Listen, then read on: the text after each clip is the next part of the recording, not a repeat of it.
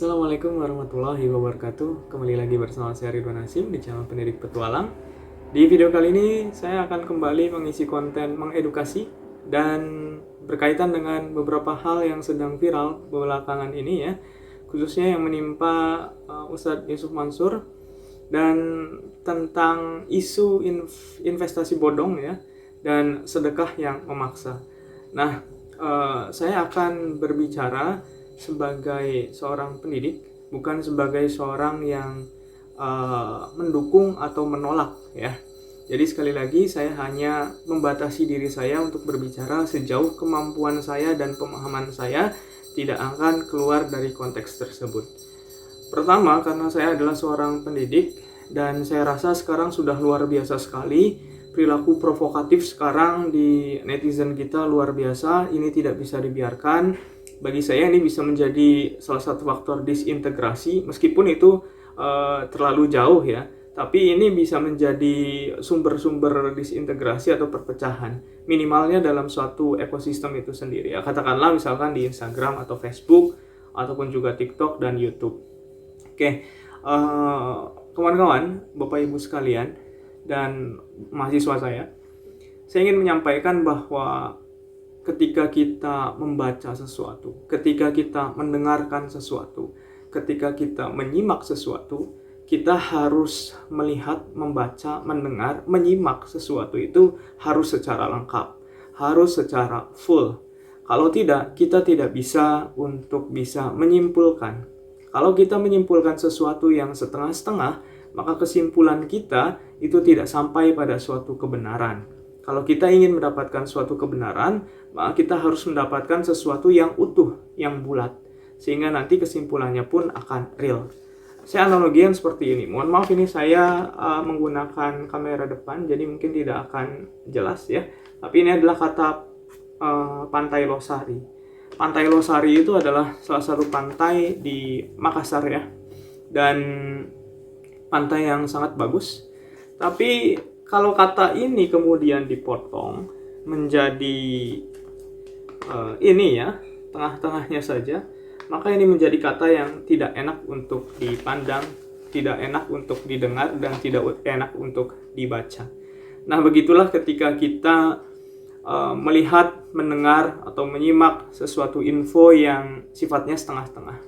Ada orang yang jahil memotong video, kemudian bersifat provokatif, dan kita bisa saja termakan oleh isu-isu tersebut. Nah, ini karena faktor tadi. Kita tidak melihat, kita tidak menyimak, kita tidak membaca secara utuh, tetapi dari potongan-potongan. Kalau kita melihat dari potongan-potongan, kita tidak akan mungkin mendapatkan suatu kebenaran. Itu yang pertama. Yang kedua, banyak sekali hari ini akun-akun di media sosial, utamanya di YouTube, yang saling memprovokasi satu sama lain. Celakanya adalah sesama ulama diadu domba, ya, karena berbeda pandangan. Padahal perbedaan pandangan adalah sesuatu yang wajar, sesuatu yang pasti terjadi ketika kita hidup. Bahkan ketika kita beragama pun kita mengenal beberapa mazhab. Mazhab yang ilmunya sangat lebih tinggi jauh daripada kita juga berbeda pendapat, itu tidak masalah. Tetapi kenapa kita yang mengikuti mazhab-mazhab tersebut justru mempermasalahkannya? Ini soal salah satu saja misalkan. Nah, berkaitan dengan perbedaan pendapat tadi, kita harus memahami bahwa setiap orang memiliki cara pandang yang berbeda, ya. Sehingga kita harus menghormati pendapat orang lain yang berbeda dengan kita. Nah, di media sosial, di YouTube saya lihat banyak sekali ada orang yang tidak setuju dengan pembacaan Yasin, misalkan tidak setuju dengan sholawat dan lain sebagainya. Itu justru diserang. Ada juga orang yang tidak melakukan yasinan, itu juga justru diserang. Nah, ini bagi saya sesuatu yang tidak perlu lagi terjadi, karena kita seharusnya sebagai seorang yang beragama harus melihat persamaannya, bukan lagi perbedaan. Karena tujuan kita sama sebenarnya, untuk mencapai Tuhan kita, untuk mencapai surga, ya. Sehingga jalannya mungkin berbeda-beda. Sama seperti kita misalkan ingin pergi dari Bandung ke Jakarta, mungkin saya akan memilih menggunakan pesawat karena lebih cepat misalkan. Tapi ada juga kawan yang ingin menggunakan sepeda motor, mobil, atau kereta api misalkan. Itu sah-sah saja. Tujuannya sebenarnya sama. Jadi jalannya seperti apa kita tidak perlu lagi memperdebatkan itu sebenarnya ya. Dan yang ketiga, kita ini jangan sampai menjadi bangsa yang mudah terprovokasi. Kita harus belajar dari sejarah masa lalu ketika kerajaan Guatalo, kemudian Aceh luluh lantak karena diprovokasi, ada politik adu domba ya. Padahal Aceh kita tahu adalah salah satu daerah yang sulit ditaklukkan oleh Belanda, tetapi akhirnya bisa ditaklukkan karena strategi politik adu domba yang dilakukan oleh Belanda melalui Snapung Gronje. Nah, ini yang harus kita pelajari. Jadi sikap-sikap provokatif ini harus kita hindari. Kemudian ketika kita membaca sesuatu, menyimak sesuatu, kita harus benar-benar melihat dari perspektif yang jernih. Jangan mudah untuk terprovokasi, jangan mudah untuk emosi. Di dalam agama Islam kita mengenal istilah tabayun, ya, mengkonfirmasi kepada yang bersangkutan apakah benar itu dilakukan atau tidak.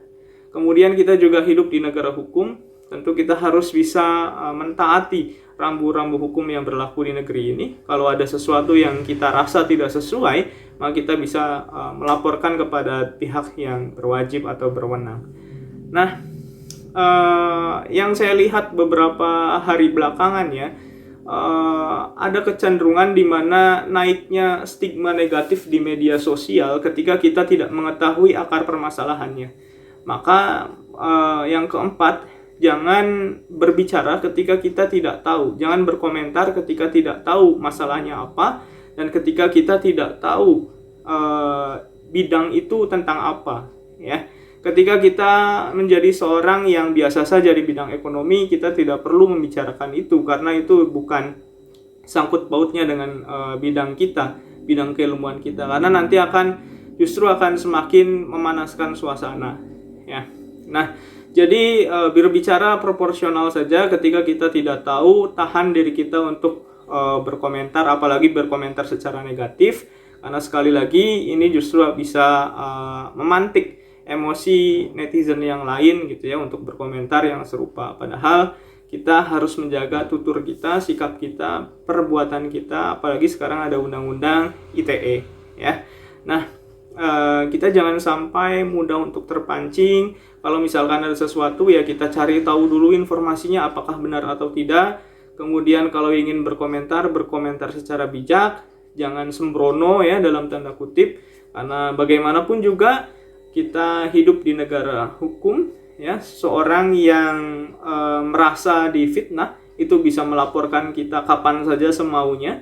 Jadi ini harus hati-hati juga ya. Berikutnya ya, ini saya lihat beberapa hari lalu ketika almarhum ya Bapak Odet M. Daniel, Wali Kota Bandung, beliau semoga diterima di sisi Allah. Dan saya menjadi saksi ya bagaimana komentar netizen yang sangat pedas kepada beliau, dikatakan bahwa kerjanya apa sih, kok nggak ada kerjanya gitu ya, dan lain sebagainya. Nah, ini kita jadi netizen itu harus pintar ya. Kenapa? Karena kita juga harus melihat bahwa ada seseorang yang tidak mau kinerjanya itu terekspos di media. Ada juga orang-orang yang kinerjanya itu tidak mau untuk diliput misalkan atau diperlihatkan ke publik ya. Nah, jangan sampai kita menghilangkan kinerja itu hanya karena faktor ketidaktahuan kita. Barangkali ya kita tidak tahu apa yang dilakukan oleh seseorang, tetapi seseorang itu sesungguhnya melakukan pekerjaannya dengan baik, tapi kita kemudian menghakimi tidak bekerja apa-apa. Itu juga yang saya lihat kemudian di pekerjaan Kiai Ma'ruf Amin sebagai wakil presiden misalkan. Jadi kita tidak bisa menyamakan pemimpin yang memang aktif di media sosial dengan yang tidak. Karena Allah Maha mengetahui, ternyata kita lihat bahwa wafatnya almarhum Pak Odet gitu ya, dengan cara yang baik di hari yang baik.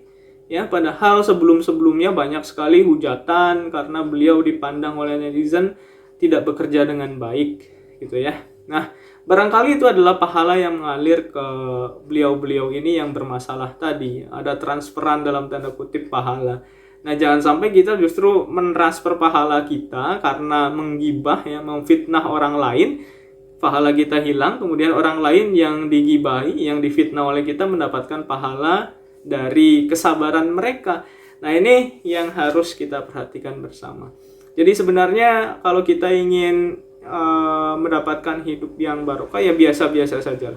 Kita harus menjadi orang yang bermanfaat, ya, bukan hanya ingin mendapatkan popularitas saja, bukan hanya ingin mendapatkan pundi-pundi uang, tapi lebih dari itu adalah bagaimana kita bermanfaat bagi orang lain. Ya, salah satunya kita bisa memberikan pelajaran bagi orang lain gitu ya, tentang apa yang seharusnya tidak boleh dan harus dilakukan seperti apa, bukan malah sebaliknya, bukan malah melakukan sikap provokatif. Ya, sekali lagi saya bukan ingin menghakimi apakah si A, si B itu salah dan benar, tidak. Tapi saya di sini hanya sebagai orang yang ingin menyampaikan bagaimana seharusnya kita bersikap dan bertindak di media sosial khususnya. Ya, sebagai netizen kita harus bijak dan arif menanggapi sesuatu. Tidak boleh kita asal berbicara tanpa ada bukti yang jelas, yang valid, apalagi sampai mengkompori orang-orang lain agar melakukan hal serupa. Ini tentu akan merugikan kita sebagai sebuah bangsa, juga sebagai suatu agama, ya, kesatuan agama, kesatuan bangsa itu pasti akan dirugikan ketika kita berkonflik satu sama lain. Padahal yang dikonflikkan itu belum tentu kebenarannya. Sekali lagi saya berpesan bahwa jangan sampai kita membuat kegaduhan, ya. Kita hidup yang normal-normal saja, biasa-biasa saja. Lebih baik berkarya lah daripada kita menggunjing orang lain. Lebih baik kita membuat sesuatu yang sesuatu yang bisa membanggakan diri kita, bukan malah mempermalukan diri kita nanti ke depannya. Akhir kata, wassalamualaikum warahmatullahi wabarakatuh.